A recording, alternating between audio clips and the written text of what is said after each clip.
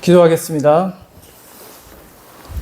지극히 높으신 하나님, 지극히 낮고 천한 자를 구원하여 주시고 또 자녀 삼아 주시어 이렇게 하나님의 말씀을 전하는 자로 강단에 세워주시네 감사합니다.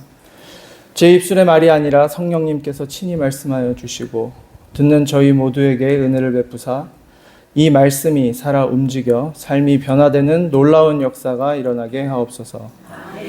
우리를 구원하신 예수 그리스도의 이름으로 간절히 기도드립니다. 아멘. 저는 20년 전에 예람교회에 처음 왔습니다. 20년보다 좀 더 됐을 것 같은데요.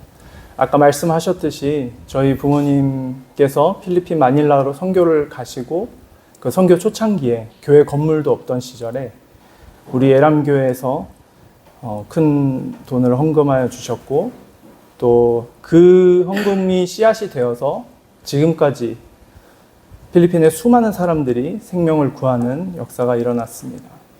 저희 어머니께서 20년 전에 예람교회에 간증을 하러 오셨을 때 저는 그때 대학생이었죠.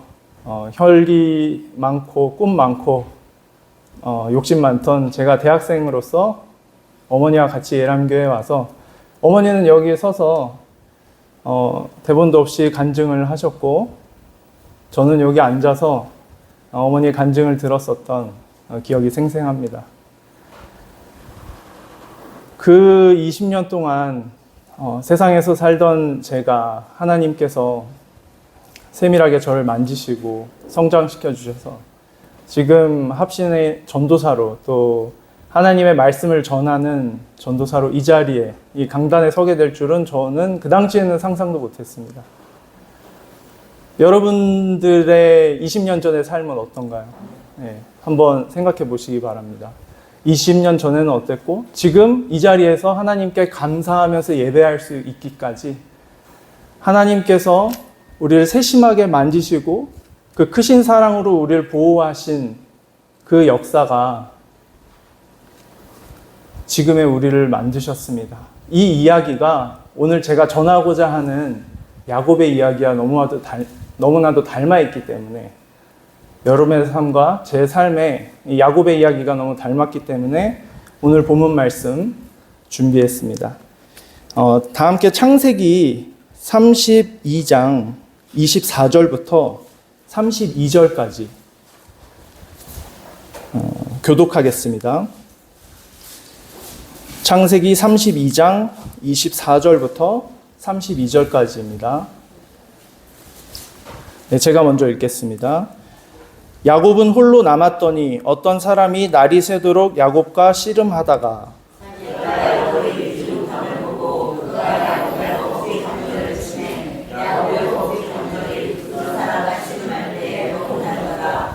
그가 이르되 날이 새려하니 나로 가게 하라. 야곱이 이르되 당신이 내게 축복하지 아니하면 가게 하지 아니하겠나이다.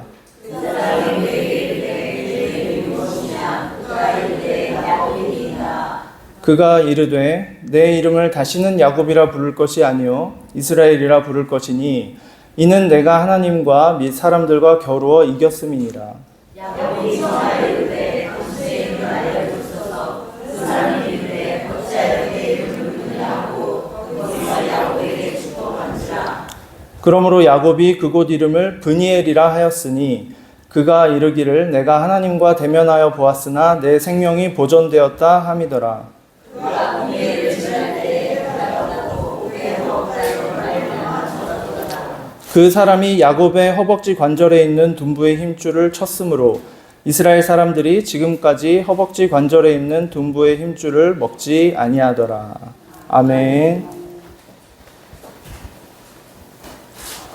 오늘 우리는 야곱의 치열했던 밤, 야곱의 야복강 사건을 온전히 살펴보고 참된 제자도와 복음적인 삶이 무엇인지 나누고자 합니다. 제가 집에서 말씀을 준비할 때 제목을 이렇게 적었더니 제 딸이 와서 아빠 여기서 아는 단어를 해로밖에 모르겠어. 해로? 그랬더니 첫째 와서 백년해로인가? 이러더라고요. 그래서 결국은 에서밖에 모르겠다고 하더라고요, 첫째는. 그래서 제가 우리 합신교회 성도님들은 잘 아시겠지만 제목의 의미를 먼저 살짝 언급하겠습니다. 얍복은 요단강의 지류 중에 하나입니다. 요단강인데요. 얍복강이라고 하죠. 얍복 나루에서 야곱이 하나님의 천사와 만나 씨름을 합니다. 그리고 자기의 모든 것을 비우게 되죠. 내려놓게 되고 그 씨름을 한 후에 하나님께서 이스라엘이라는 새 이름을 주시고 브니엘이라고 야곱이 그곳의 지명을 정하는데 브니엘은 히브리어로 엘이 하나님이고 브니가 파네 하나님의 얼굴입니다. 하나님의 얼굴을 본 곳입니다. 그래서 해가 떠오르면서 우리가 영화의 한 장면을 상상해 보시면 야곱이 하나님의 천사와 씨름하고 이스라엘로 변화되어서 찬란한 해가 돋으면서 절뚝이며 걸어오는 모습을 제목에서 상상하시면 되겠습니다. 야곱의 이야기를 하기 전에 좀 더 창세기 앞부분의 얘기를 먼저 해야겠습니다. 야곱은 형 에서랑 아버지 이삭을 속인 뒤에 형의 분노를 피해서 빈털터리로 외삼촌 야곱의 집으로 도망쳤습니다. 야곱의 이름은 속이는 자라는 뜻입니다. 야곱은 뱃속에서부터 장자권을 얻기 위해서 형의 발목을 잡고 나올 정도로 욕심이 많고 어떻게 해서든 장자권을 빼앗으려고 했죠. 고대 근동에서는 장자권이 굉장히 큰 권리였기 때문에 모든 재산을 거의 장자에게만 물려주고 나머지 아들들은 요만큼씩의 재산만 줘서 독립할 정도만 나눠줬고 모든 권리가 장자에게 있었습니다. 그래서 간발의 차로 태어난 야곱이 그 장자권을 얻기 위해서 속이는 인생을 살았죠. 그런데 외삼촌 라반의 집에 도망와서 자기보다 한 수 위인 라반을 만나게 됩니다. 어땠습니까? 다 아시는 것처럼 사랑하는 라헬을 얻기 위해서 7년을 무보수로 일했는데 결혼식 날에 자고 일어나 보니 언니 레아가 있었죠. 언니 레아는 성경에서 말하는 것처럼 별로 예쁘지는 않았던 것 같습니다. 언니 레아랑 결혼한 게 억울해서 외삼촌한테 따졌더니 7년을 더 삭없이 일하면 라헬을 주겠다고 해서 14년을 무보수로 일합니다. 그리고 6년을 외삼촌의 종으로 외삼촌의 재산을 불려주기 위해서 일합니다. 창세기 31장 38절에서 42절을 보시면 이 긴 세월 동안 야곱은 추위와 더위를 견디며 양을 치고 수많은 억울함과 속임을 당하면서 철저히 깎여 나갔습니다. 당장이라도 어머니가 계시는 가나안으로 돌아가고 싶었겠지만 형의 위협 때문에 갈 수 없었고 자신만 바라보는 처자식을 위해 어떻게 해서든 성공했어야 됐을 것입니다. 야곱이 홀로 고군분투하는 것처럼 보였지만 하나님께서는 이 모든 상황을 지켜보고 계셨고 이 인고의 시간을 통해서 야곱을 속이는 자에서 정직한 자로 서서히 훈련하고 계셨습니다. 야곱의 인내가 차고 마침내 하나님의 때가 이르렀을 때 야곱은 라반에게 새로운 계약을 제안합니다. 아롱진 것과 점 있는 것을 자신의 품삯으로 달라고 하죠. 자, 양 중에서 아롱짓과 점 있는 것을 달라고 했을 때 라반이 어떤 반응을 보였을까요? 제 생각에는 아주 속으로 쾌재를 불렀을 것 같습니다. 점 있는 양은 열성 유전자이기 때문에 웬만해서는 잘 태어나지 않거든요. 근데 이 얍삽한 라반이 어떤 짓을 했냐면 양들 중에서 점 있는 것, 아롱진 것을 전부 다 뽑아다가 3일길이나 멀리 떨어뜨립니다. 야곱한테 양 한 마리도 줄 수 없다는 거죠. 자기 아들들한테 점 있는 양들을 맡기고 야곱의 눈에는 흰 양들만 남았습니다. 그런데 이 상황에서 어떻게 됐습니까? 잘 아시다시피 그 흰 양들이 점 있는 양들만 나왔죠. 야곱의 꿈에 하나님이 보여주시기를 그 흰 양들의 속에는 열성 유전자인 점 있는 양들이 있었습니다. 그래서 하나님의 전능하심으로 야곱이 엄청난 거부가 되었습니다. 물론 그 과정에서 야곱이 나뭇가지를 깎아서 새끼를 베는 양 앞에 세워두긴 했지만 우리가 멘델의 유전 법칙을 배운 지식인으로서 그것이 아무 상관이 없다는 걸 잘 아시죠? 여기서 저희는 놀라운 영적 원리를 하나 발견할 수 있습니다. 그것은 바로 우리가 그리스도인이 어떻게 하면 물질적인 축복을 얻을 수 있는가? 저는 한국교회에서 얘기하는, 그동안 얘기해왔던 예수 잘 믿으면 복 받는다라는 사실을 말씀드리는 것이 아닙니다. 예수님께서는 그런즉 너희는 먼저 그의 나라와 그의 의를 구하라. 그리하면 이 모든 것을 너희에게 더하시리라 라고 말씀을 하셨죠. 그렇다면 야곱의 인생에서 하나님의 의가 무엇입니까? 하나님의 뜻은 야곱이 부족장으로서 할아버지 아브라함에게 약속하셨던 가나안 땅으로 돌아가서 이스라엘 민족을 이루는 게 하나님의 뜻이었죠. 그 뜻을 이루는데 야곱의 물질이 필요했던 것입니다. 그래서 하나님께서 야곱을 거부가 되게 하셨습니다. 그렇다면 우리 인생에서도 우리가 부자가 되고 싶다면 먼저 하나님께서 우리의 삶에 원하시는 것이 무엇인지 살펴보아야 합니다. 그 뜻에 물질이 필요하다면 하나님께서 물질을 부어주실 것입니다. 그리고 그 부가 내 노력으로 이룬 것이 아님을 잊지 말아야 합니다. 다시 야곱의 얘기로 돌아오겠습니다. 하나님의 축복으로 거부가 된 야곱은 외삼촌 라반의 집에서 20년간의 종살이를 마치고 마침내 많은 가족과 소유를 이끌고 약속의 가나안 땅으로 돌아가고 있었습니다. 창세기 31장에 라반과 그 아들들이 쫓아오는 장면은 약 500년 뒤에 이스라엘 백성이 출애굽할 때 이집트 군사들이 쫓아왔던 장면을 예표합니다. 야곱의 재산과 가족을 뺏으려고 위협하며 쫓아오는 라반에게 라반이 7일 길을 걸려서 야곱을 쫓아옵니다. 왜 쫓아왔을까요? 야곱의 그 점 있는 양들이 다 내 것인데, 우리 아버지 것이고 내 것인데 야곱이 다 뺏어갔다고 생각하니까 도로 뺏으려고 간 겁니다. 그 당시에 약육강식의 시대였기 때문에 야곱과 야곱의 가족들을 죽일 수도 있었을 것입니다. 7일 길이나 쫓아갑니다. 그런데 그 전날에 하나님께서 라반의 꿈에 나타나셔서 야곱에게 좋은 말이든 나쁜 말이든 하지 말고 보내라고 하십니다. 야곱을 만난 라반은 야곱을 축복하며 보내죠. 그리고 야곱은 마침내 약속의 땅인 가나안 앞에 다다랐습니다. 그때 하나님께서 야곱에게 하나님의 두 군대들을 야곱의 가족 사이에 앞뒤에 둔 하나님의 군대 마하나임을 보여주셔서 야곱을 지키고 있다는 사실을 보여주셨습니다. 그런데도 야곱은 곧 최대의 위기를 맞이합니다. 그 위기가 무엇이죠? 에서가 400명의 장정을 이끌고 오고 있다는 소식을 들은 거죠. 동생이 멀리서 오는데 왜 400명이나 필요했을까요? 야곱은 거기서 아마 패닉에 빠졌던 것 같습니다. 굉장히 두려워서 하나님께 기도를 드립니다. 이 창세기에 나오는 야곱의 기도는 창세기에서 가장 긴 기도로 아주 훌륭한 기도입니다. 자신의 연약함을 인정하고 야곱이 처음에 외삼촌의 집에 도망치기 전에 베델에서 하나님께 했었던 약속을 상기시키는 훌륭한 기도를 하죠. 하지만 그렇게 훌륭한 기도를 한 야곱도 그 두려움에 빠져서 이제부터는 하나님을 보지 않고 자기의 꾀를 부리기 시작합니다.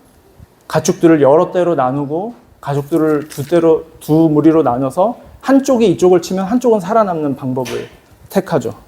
그리고 차례차례 에서에게 뇌물로 그 가축들을 보냅니다. 하나님께서 라반에게서도 야곱을 지켜주셨고 마하나임의 군대를 보여주셨음에도 불구하고 야곱은 뭐가 그렇게 두려워서 비굴하게 뇌물을 보내고 여러 가지 방법들을 썼을까요? 이 모습이 우리와 닮지 않았습니까?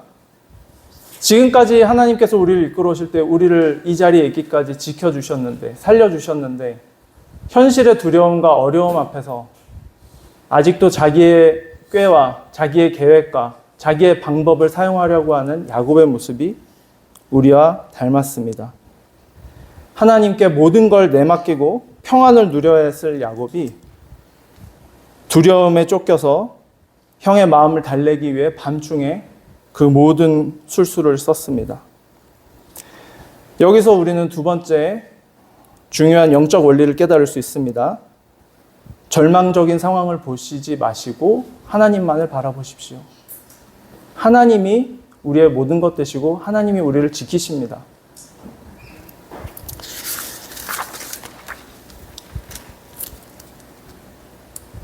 결국 야곱은 야복 강가에 홀로 남겨집니다. 모든 소유를 다 보내고 야복 강가에 홀로 남은 것은 야곱의 잔꾀로 인한 것인 줄 알았지만 사실은 하나님께서 계획하시고 계셨던 것이었습니다. 아직도 자신의 힘으로 뭔가를 해보려고 하는 야곱을 완전히 엎드리게 하기 위한 하나님의 계획입니다. 제가 아까 제목 설명할 때 말씀드렸듯이 야복을 제가 뭐라고 말씀드렸죠? 말씀 안 드렸군요. 네. 히브리어로 야복은 비움이라는 뜻입니다. 네, 내려놓다라는 뜻이죠.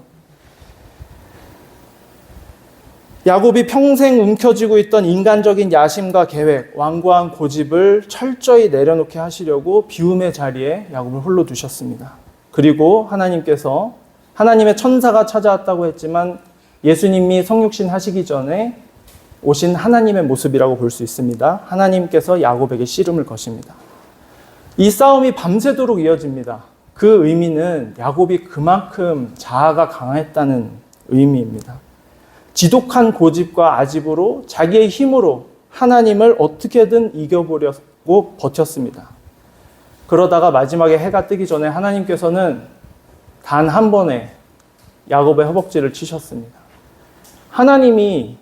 하나님께서 사람과 씨름하는데 진작 이길 수 있었을 텐데 왜 밤새도록 씨름하셨을까요? 그것은 바로 그렇게 해야만 야곱이 하나님께 엎드릴 수 있었기 때문입니다. 허벅지 관절을 쳐서 야곱이 자기의 힘을 쓸 수 없게 되었을 때 이 골반은 허벅지는 육체의 힘의 근원을 상징합니다. 평생 자신의 잔꾀만 믿고 살아왔던 야곱의 근원이 철저히 부서졌습니다. 여기서 세 번째 중요한 영적 원리가 있습니다. 내 모든 것을 내려놓고 하나님 앞에 엎드리십시오. 현실의 문제 앞에서 내 힘으로 어떻게 해서든 해결하려고 했었던 적이 있으시죠? 그럴 때마다 하나님께서는 정말 너무하다 싶으실 정도로 우리를 사면초가의 상황으로 몰아넣으십니다. 그리고 아무것도 의지할 수 없고 오직 하나님만 바라보게 만드십니다. 왜 그렇게 하시냐면 그렇게 해야만 우리가 하나님을 바라보기 때문입니다. 우리의 어리석음과 악함을 너무나도 잘 아시기 때문이죠. 그렇게 힘을 잃고 엎드려 울며 매달리는 야곱에게 하나님은 이스라엘이라는 새로운 이름을 주십니다. 이 이름은 하나님이 싸우신다, 하나님이 다스리신다 라는 뜻입니다. 이제 야곱은 내 힘으로 싸우는 인생에서 오직 하나님의 도우심으로 승리하는 인생이 된 것입니다.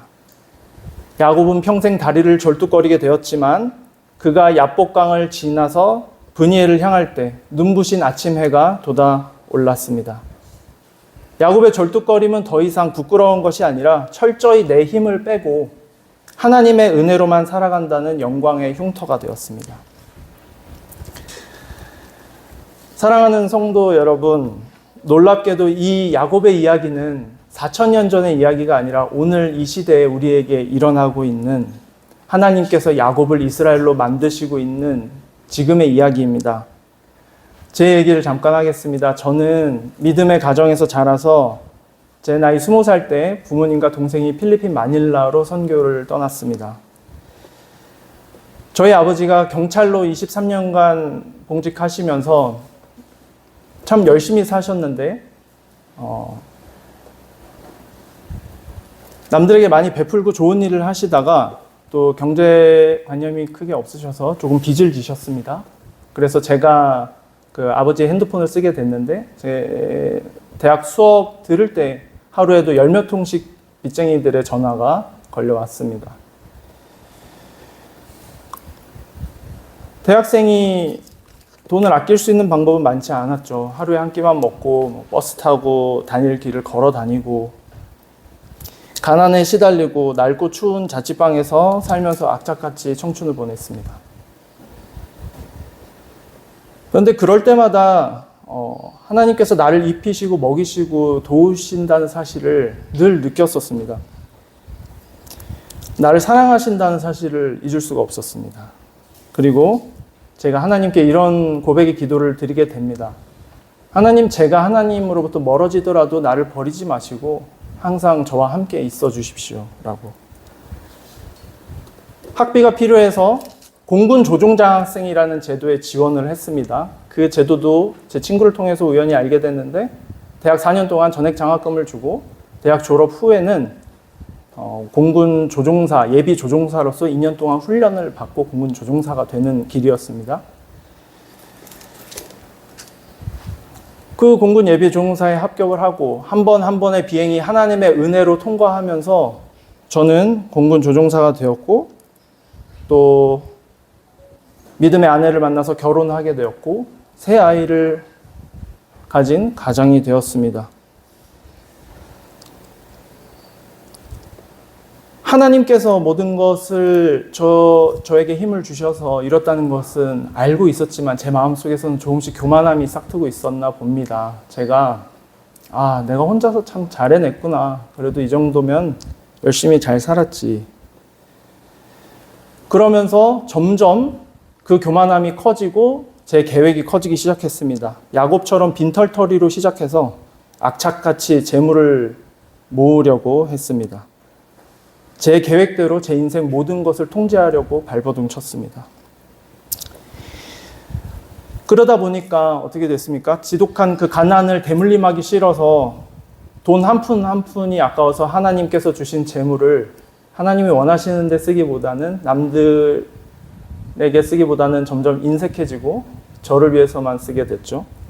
또 제 계획대로 되지 않으면은 가족들에게 거친 말을 하면서 가시돋친 말로 상처를 줬습니다. 교회는 다니고 겉보기에는 믿음 좋은 신자였으나 제 속에는 점점 피 한 방울 나지 않는 그런 딱딱한 사람이 되어가고 있었습니다. 속이 완전히 교만하고 썩어 있었던 모습이 야곱의 모습과 닮은 바로 저였습니다. 그러던 중 제 인생에도 야곱의 야복강의 홀로됨이 찾아왔습니다. 2024년 10월 화물기로 제가 미국 마이애미까지 가게 됐습니다. 그때 저는 여객기도 비행했고 화물기도 비행했는데 제일 먼 비행이었습니다. 인천에서 떠서 앵커리지를 거쳐 시카고를 거쳐 마이애미에 가서 마이애미에서 남미를 돌아서 LA를 돌아서 한국으로 돌아오는 14박 15일의 비행이었습니다. 그 중에 마이애미, 한국에서 남미 가기 전엔 제일 멀죠. 거기서 호텔 앞에 있는 횡단보도를 오후 4시에 구름도 한 점 없는 맑은 날씨에 근처에 월마트에 돈 아끼겠다고 프링글스 하나 사러 저녁으로 프링글스를 사러 다녀오다가 사고를 당합니다. 저는 분명 파란불에 건너고 있었는데 큰 트레일러 트럭이 우리 맥포머스 영화에 나오는 엄청 큰 미국 트레일러 트럭 있죠. 뒤에 막 침대도 있고 화장실도 있고 그 트럭이 저를 뒤에서 쳤습니다.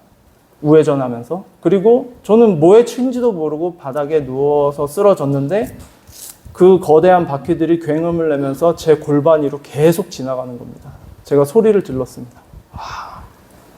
이 트럭이 왜 안 멈추지? 그리고 안에 생각이 났습니다. 트럭은 한 20m 정도 가서 멈춰 섰습니다. 저는 그 아스팔트 바닥에서 뒹굴면서 호텔이 바로 눈앞에 있는데 기어가려고 움직였으나 움직여지지 않았습니다. 사람들이 신고를 했나 봅니다. 구급 헬기 소리가 들렸고 제가 헬기에 실려서 병원으로 이송되는 중이었습니다. 내 나이 42살에 이렇게 죽는구나. 내가 이렇게 죽을 운명이었구나. 정신이 흐려지고 몸이 너무 아팠습니다. 그리고 구급대원들은 제 코에 뭔가를 끼우고 옷을 벗기고 급하게 뭔가를 하는데 저는 점점 의식이 흐려져 갔습니다. 그때 내가 의인이기 때문에 내가 잘 살아서 의인이 아니라 예수님께서 나를 위하여 대신 죽으셨기 때문에 내가 의인임이 확신이 생겼고, 주님께서 밝은 빛의 모습으로 두 팔을 벌리면서 저를 웃으면서 맞아주시는 모습이 떠올랐습니다. 천국에서 주님이 저를 맞아주시는 거죠. 그리고는 제 지나왔던 삶이 파노라마처럼 스쳐 지나갔습니다. 굵직굵직한 사건들이 제 눈앞에 보이고, 그리고 마지막으로 우리 새 아이들이 생각이 났습니다. 의인으로 천국에 들어갈 확신은 있었지만 지나온 삶을 돌아보니 제가 주님 앞에 가서 드릴 말씀이 없었습니다. 그래서 제가 하나님께 간절한 기도를 드리게 됩니다. 주님, 제가 지금까지 뭐가 중요한지 모르고 살아왔습니다. 저를 살려주신다면 제가 지금부터는 주님이 원하시는 삶을 살겠습니다. 그래도 정말 주님이 저를 데려가신다면 저에게 마지막으로 아이들한테 한 번만 인사할 수 있는 기회를 주십시오. 간절히 기도했습니다. 그리고 나서 갈라디아서 2장 20절 말씀이 생각났습니다. 내가 그리스도와 함께 십자가에 못 박혔나니 그런즉 이제는 내가 사는 것이 아니요 오직 내 안에 그리스도께서 사시는 것이라. 이제 내가 육체 가운데 사는 것은 나를 사랑하사 나를 위하여 자기 자신을 버리신 하나님의 아들을 믿는 믿음 안에서 사는 것이라. 이 말씀을 평소 암송하고 있었는데 내가 죽었다는 사실이 도대체가 믿어지지 않았었습니다. 내 성질은 그대로인데, 나는 그대로 화내고 내 계획대로 살고 죄 짓고 있는데 내가 죽었다는 게 말이 되나? 그런데 이 사고의 순간에 헬기 안에서 이 말씀이 정확히 3번이 생각이 나면서 제가 눈을 감습니다. 아, 이제 내가 정말 죽었구나. 그리고 내가 다시 살아난다면 예수님으로 사는구나. 죄 많던 정성현은 죽었구나.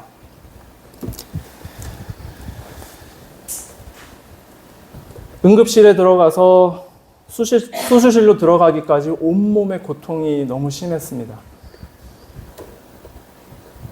그동안 예수님의 십자가의 고통을 대수롭지 않게 생각했는데 예수님께서는 아무 죄도 없이 이보다 더 큰 고통을 당하셨다고 생각하니 참 예수님께 죄송했습니다. 그리고 다시 한번 예수님께 기도를 드립니다. 주님을 위해서 살겠다고. 수술실에 들어왔다 나오니 제 발목과 골반이 완전히 다 책처럼 펼쳐지는 사고를 당했었고, 우선 발목만 너무 조각이 많이 나서 대충 붙여놓는 수술을 잘 마쳤다고 했습니다. 그리고 골반 수술은 내일 한다고 하면서 저를 침대에 강한 밴드로 칭칭 묶어놨었습니다. 마이애미는 간호사들이 다 스페니쉬를 씁니다. 영어를 잘 안 쓰더라고요. 말도 통하지 않는 곳에서 중환자실 1인실에서 내일 한다는 그 골반 수술을 기다리면서 조금도 움직이지 못하고 조금이라도 움직이려고 할 때마다 그 강한 밴드가 제 살을 파고들어서 움직일 수가 없었습니다. 제가 걸을 수 있을지 없을지도 모르는 그 상황에서 홀로 있는 그 중환자실의 그 칠흑 같은 어둠이 저에게는 야곱이 하나님을 만났던 야복강이었습니다. 그 어둠 속에서 저는 이 상황을 하나님께 원망하는 것이 아니라 그동안 제 삶에 보여주셨던 하나님의 은혜가 너무 크다는 것을 알았기에 하나님께 감사 기도를 드렸습니다. 그리고 내가 그토록 원했었던 돈과 성공, 내가 그 가지지도 못했었던 그 돈과 성공이 나의 생명을 살리는 것이 아니구나. 오직 주님만이 내 생명이 되시는구나. 내 빛이 되시고 아무도 날 도와줄 수 없을 때 주님만이 나의 친구 되시는구나 라는 사실을 뼈저리게 느끼고 참 많이 울었습니다.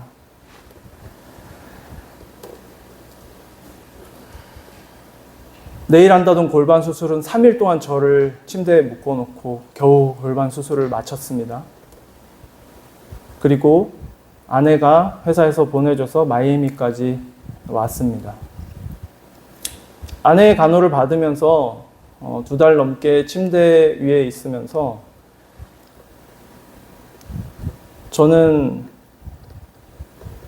하나님께서 나를 미워해서 이런 사고를 당하게 하신 게 아니라 하나님께서 나를 너무 사랑해서 이런 힘든 일을 겪게 하시는구나라는 사실을 깨닫게 됐습니다. 상황은 너무 비참했지만 그 언어도 통하지 않는 곳에서 제가 입원해 있었던 기간 동안만 한국인 의대생이 2주 동안 파견되어서 저의 모든 통역을 도와주었고요. 또 믿지 않는 대한항공 지점의 지점장과 과장님이 매주 사골국을 끓여주고 음식을 갖다주고 호텔에서 할 수 없는 빨래를 해주고 도와줬습니다. 그런 작은 손길들을 통해서 하나님께서 나를 버리시지 아니하시고 사랑하시는구나. 그리고 제가 잘 듣지 않던 찬송을 참 많이 들었습니다. 그 찬양을 하면서 저는 하나님은 정말 선하신 분이구나. 정말 좋으신 분이구나. 라는 것을 깨달았습니다. 예배가 너무 드리고 싶었습니다. 호텔에 누워서 계속 말씀만 읽고 찬양만 하다가 교회에서 드리는 예배가 너무 드리고 싶어서 겨우 회복을 해서 휠체어에 딱 2시간만 앉아있을 수 있게 되었을 때 마이애미 주님의 교회에 가서 하나님께 예배를 드렸습니다. 예배를 가기 전에 30분 동안 호텔에서 처음 들었던 찬양이 있는데요. 그 찬양이 하나님의 열심이라는 찬양입니다. 이해되지 않아도 조금 더 기다려 주겠니? 나와 함께 하신다는 그 찬양을 듣고 교회에 들어서는데 교회에서 그 찬양이 흘러나오는 겁니다. 들어가는 순간부터 예배 끝날 때까지 계속 울었습니다. 그리고 그때 드렸던 그 예배의 기쁨이 우리가 하늘나라에 가면 하나님을 계속 찬양한다고 했는데 이런 기쁨으로 예배를 드리는 거구나 한다는 사실을 깨달았습니다.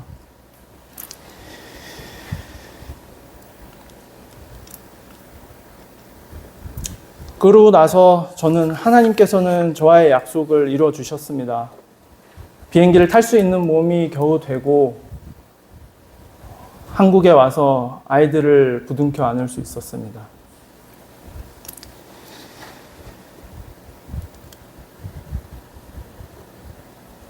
중환자실에 그 병원에 있던 동안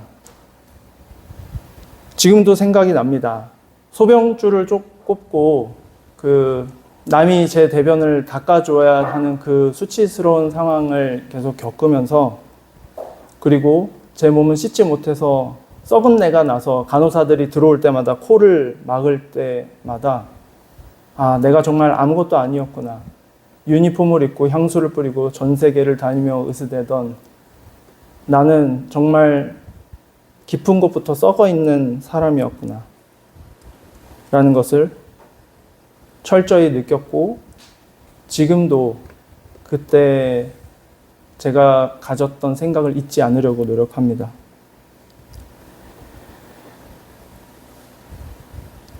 제가 아까 눈물도 한 방울 나지 않는 사람이라고 했는데 아내가 저를 마이애미에서 간호하면서 우는 모습을 참 많이 봤습니다.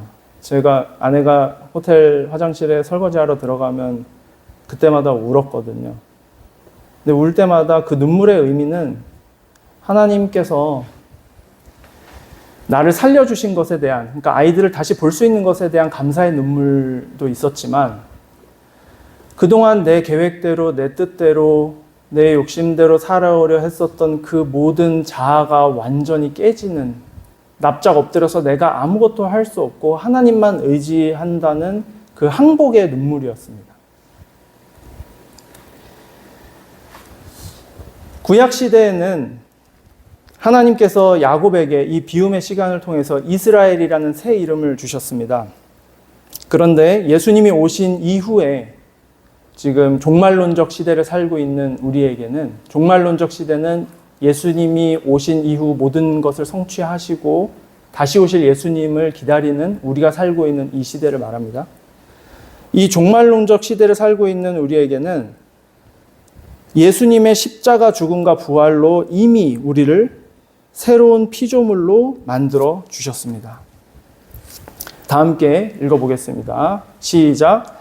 그런즉 누구든지 그리스도 안에 있으면 새로운 피조물이라. 이전 것은 지나갔으니 보라 새 것이 되었도다. 이 말씀처럼 우리는 예수님의 십자가 죽음과 부활로 이미 새로운 피조물로 만들어졌는데, 구약의 사람들은 하나님의 율법을 지키지 못하고 계속 패역한 모습을 보여줬고, 우리는 그렇지 않아야 하는데 왜 우리의 삶은 변화되지 않았던 걸까요? 로마서 8장 1절에서 2절 말씀에 분명히 그러므로 이제 그리스도 예수 안에 있는 자에게는 결코 정죄함이 없나니 이는 그리스도 예수 안에 있는 생명의 성령의 법이 죄와 사망의 법에서 너를 해방하였습니다 라고 예수님께서 죄에서 우리를 해방시키시고 자유함을 주셨습니다. 그런데 왜 나는 아직도 죄 가운데 거하고 내 삶은 좀처럼 변하지 않는 것일까요? 그것은 내가 이미 예수님 안에서 죽었다라는 사실을 인정하지 않기 때문입니다.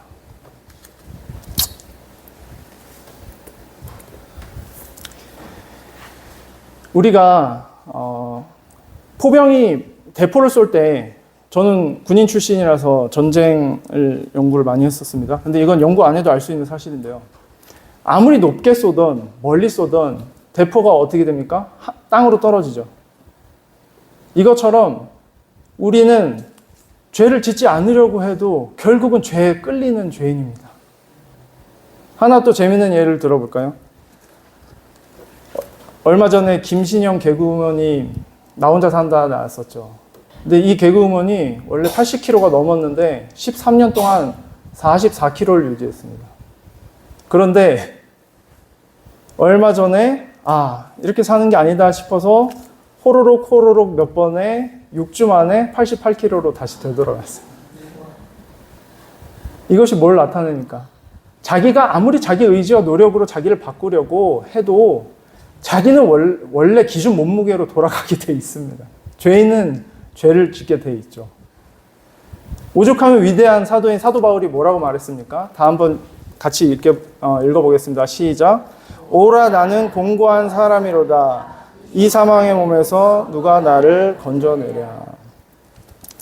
사도 바울도 이렇게 얘기했습니다. 그런데 우리는 어떻게 죄에서 벗어나서 살 수 있겠습니까? 근데 이 복음의 비밀은 그리스도와의 연합에 있습니다. 이 연합은 내가 그리스도와 함께 죽고 또 그리스도와 함께 다시 살아나는 것을 믿는 것입니다. 그리스도와 함께 죽어야 예수 그리스도와 연합될 수 있습니다. 로마서 6장 5절 말씀입니다. 만일 우리가 그의 죽으심과 같은 모양으로 연합한 자가 되었으면 또한 그의 부활과 같은 모양으로 연합한 자도 되리라. 아멘. 이 말씀의 연합은 우리 한국어로는 다른 구절에서도 연합이라고 쓰이지만 헬라어 원어로는 함께 자라다, 같은 정체성의, 움트든 이런 뜻이 있습니다. 이것은 우리가 잘 알고 있는 나뭇가지가 나무에 접붙임되는 그 모양입니다. 저는 농사를 지어보지 않아서 접붙임을 해본 적은 없지만 유튜브를 찾아봤습니다. 정말 나뭇가지, 꺾인 나뭇가지를 나무에 붙여서 칭칭 감아 놓으면 그것이 처음에는 아무 변화가 없는 것 같다가 점점 나무의 생명력이 나무가 그 작은 가지를 덮어서 하나가 접붙임이 돼서 그 나무의 열매를 맺게 됩니다.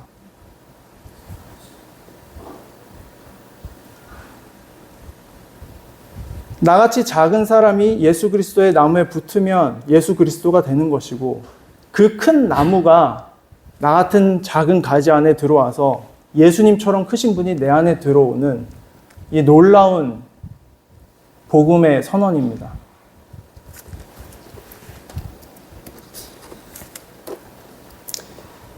그런데 이 사실을 참 믿기가 어렵습니다. 내가 죽었다니. 저 같은 경우는 정말 30톤 트럭에 깔렸었기 때문에 제가 죽었다는 사실, 내가 지금 살아있는 것 자체가 하나님의 은혜고 새로운 삶이라는 걸 믿을 수 있지만 그 전에는 도저히 제가 죽었다는 사실을 믿을 수가 없었습니다. 그런데 사도 바울은 이 상황에서 뭐라고 말씀하시냐면 다 함께 로마서 6장 11절 읽겠습니다. 시작. 이와 같이 너희도 자신을 죄에 대하여는 죽은 자여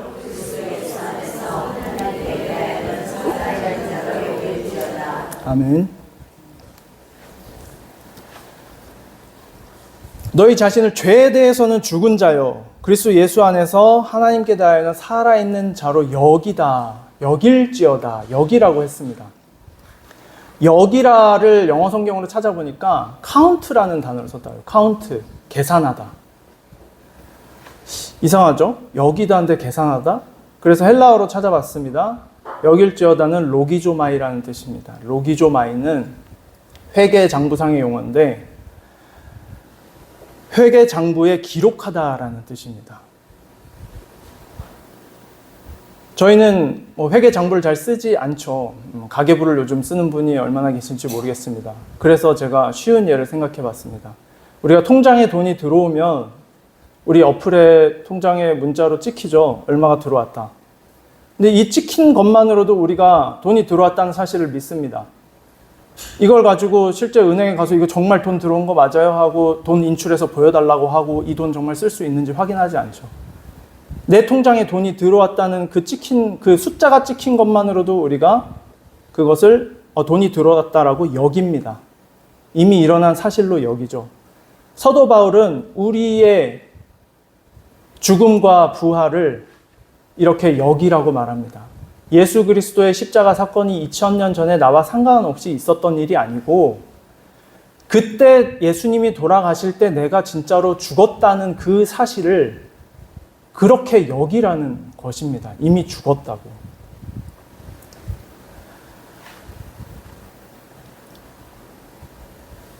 옛날 고대 근동에서는 주인이 죽으면 종을 같이 묶거나 부인을 같이 묶기도 했습니다. 그 시체 꽁꽁 같이 싸매서 그 시체의 죽음의 기운이 살아있는 사람을 서서히 잠식해서 살아있는 사람도 죽게 만들죠. 그런 것처럼 우리가 예수 그리스도의 십자가의 몸에 같이 묶여서 죽은 것입니다. 여러분께서 저처럼 트럭에 깔릴 필요도 없고 예수님처럼 십자가에 직접 매달릴 필요도 없습니다. 이미 예수님께서 다 이루셨습니다. 그 사실을 믿고 내가 죽었다는 사실을 사실로 여기십시오.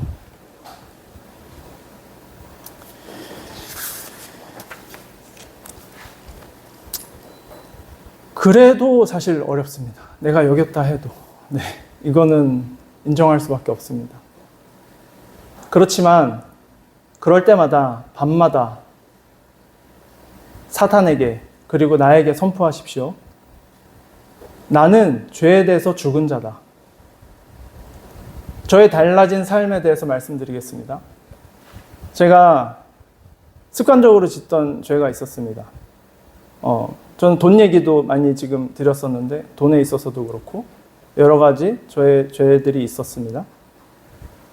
새로 살아나고 나서도 점점 시간이 흐르고 예전의 모습으로 돌아가려는 저의 모습을 봤습니다. 그럴 때마다 저는 제가 죽었다는 사실을 선포합니다. 나는 죄에 대해서 죽은 자다. 이전에 내가 아니다. 이전에 정성현은 죽었다. 그리고 그 죄를 이겨내는 힘을 성령님께 구합니다. 그러면 그 죄를 이깁니다. 그러고 나서 시인이 납니다. 그럼 제가 어떻게 하는지 아십니까? 마귀야, 네가 나를 죄에 빠지려고 했지. 난 이렇게 또 이겼다. 이렇게 합니다. 이것이 우리 그리스도인의 삶입니다. 예전에 죄에서 벗어나서 그리스도로 산다는 것을 믿고 죄를 이기면서 사는 삶. 또 악한 생각을 자꾸 마귀가 내 생각에 넣어줍니다. 이 악한 생각을 넣어주는 것까지 우리가 죄라고는 할 수 없습니다. 우리는 육신을 입고 살아가는 상태니까요. 근데 그때마다 이 죄를 붙잡든지 이 생각을 붙잡든지 날려버리든지 하는 것은 우리들이 할 수 있는 영역입니다. 성령의 도우심을 힘입어서. 길가에서 어떤 소년이 독사를 처음 보고 신기한 뱀이네. 나뭇가지를 가지고 갖고 놀다가 재밌습니다. 그러다가 어떻게 됩니까? 바로 독사한테 물려서 3초 만에 죽어버리고 말죠. 나쁜 생각이 왔을 때 이거 갖고 노는 거 재밌다고 계속 붙들지 마시고 도망치십시오. 나는 죄에 대해서 죽은 자다 라고 선포하시고 도망치십시오. 사고를 겪기 전에 저는 타인의 아픔에 크게 공감하지 못하는 사람이었습니다. 그런데 처절한 비움과 육체의 이 고독을 지나오면서 누군가의 도움 없이는 단 하루도 살 수 없는 사람들에 대한 긍휼한 마음이 생겼습니다. 주님이 보시는 마음이죠.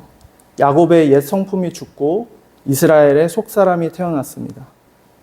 그리고 이 자리에 앉아서 예배드리는 것도, 내 손으로 밥 한 숟갈 떠먹을 수 있는 것도, 옆으로 돌아놓을 수 있는 것도 전부 다 하나님의 은혜이고 크신 사랑입니다. 비록 아직 제 몸은 후유증으로 통증이 늘 있고 통증약을 먹어야 되고 조금은 절름거립니다. 그리고 다시 회사로 돌아가서 비행을 할 수 있을지 없을지도 모르겠습니다. 근데 저는 하나도 걱정되지 않습니다. 그것은 지금까지 나를 살려주시고 우리 가족을 지켜주신 하나님께서 나를 굶기시지 아니하시고 나를 보호하시고 지키실 것이라는 사실을 굳건히 믿기 때문입니다. 야곱이 비록 다리를 절었으나 그의 앞길에 브니엘의 눈부신 아침 해가 떠올랐듯이 이제 제 삶에는 나는 죽고 예수로 사는 눈부신 복음의 해가 비추고 있습니다. 하나님은 정말로 선하십니다. 정말로 좋으신 분입니다. 그 선하신 주님 한 분만 계시면 저는 아무것도 필요 없습니다. 그것만으로 충분합니다. 사랑하는 성도 여러분, 말씀을 맺으면서 함께 결단하기를 원합니다. 여전히 불안하고 두려움에 쫓겨서 스스로 짠 계획과 그 보험을 믿고 내 고집의 힘으로 하나님과 씨름하십니까? 이제 그 무익한 싸움을 멈추어야 합니다. 우리의 환도뼈가 부서지고 내 인간적인 힘이 끊어지는 그 철저한 비움의 야복강에서 우리는 비로소 새 생명으로 살 수가 있습니다. 자기 부인은 내 의지로 나를 죽이는 것이 아니라 나의 옛 자아가 십자가에서 예수님과 함께 이미 죽었음을 사실로 받아들이고 믿음의 장부에 기록하는 것입니다. 오늘 이 시간 우리의 교만했던 옛사람을 십자가에 온전히 내어드립시다. 그리고 이제는 내가 사는 것이 아니고 오직 내 안에 그리스도로 살아 숨쉬고 그리스도로 사랑하고 주님이 이끄시는 승리의 발걸음을 걷는 참된 제자의 길을 걸으시길 주님의 이름으로 축원합니다. 기도하겠습니다. 사랑의 하나님 아버지, 은혜를 감사합니다. 야곱처럼 내 힘과 계획으로 인생을 통제하려 발버둥치며 남에게 인색하고 겉보기에만 번듯한 신자로 살아온 우리의 교만함을 이 시간 회개합니다. 삶의 위기와 두려움 앞에서 전능하신 하나님을 신뢰하지 못하고 끊임없이 내 잔꾀와 세상의 방법을 의지했던 무익한 씨름을 이제는 멈추게 하옵소서. 주님, 우리 인생의 사면초가와 같은 야복강에 홀로 남겨짐이 찾아올 때 그것이 세상의 헛된 야심을 비워내고 우리의 환도뼈를 꺾어 온전히 주님만 바라보게 하시려는 하나님의 크신 사랑임을 깨닫게 하시옵소서. 십자가에서 예수님과 함께 나의 옛사람이 완전히 죽었음을 믿음으로 선포하며 세상의 유혹과 자아의 교만에 더 이상 반응하지 않는 참된 새로운 피조물로 살게 하옵소서. 우리의 삶이 비록 환난의 후유증과 십자가의 흔적으로 평생 절뚝거리는 것 같을지라도 결코 두려워하거나 좌절하지 않게 하옵소서. 절뚝거리는 우리의 걸음 앞에 브니엘의 눈부신 아침 해를 비추어 주시니 감사합니다. 오직 주님 한 분만으로 충분함을 고백하며 예수의 생명으로 숨쉬고 사랑하는 참된 이스라엘의 삶, 참된 제자의 삶을 살아가게 하옵소서. 이 모든 것 우리의 참 생명이 되시는 예수 그리스도의 이름 받들어 기도드립니다. 아멘.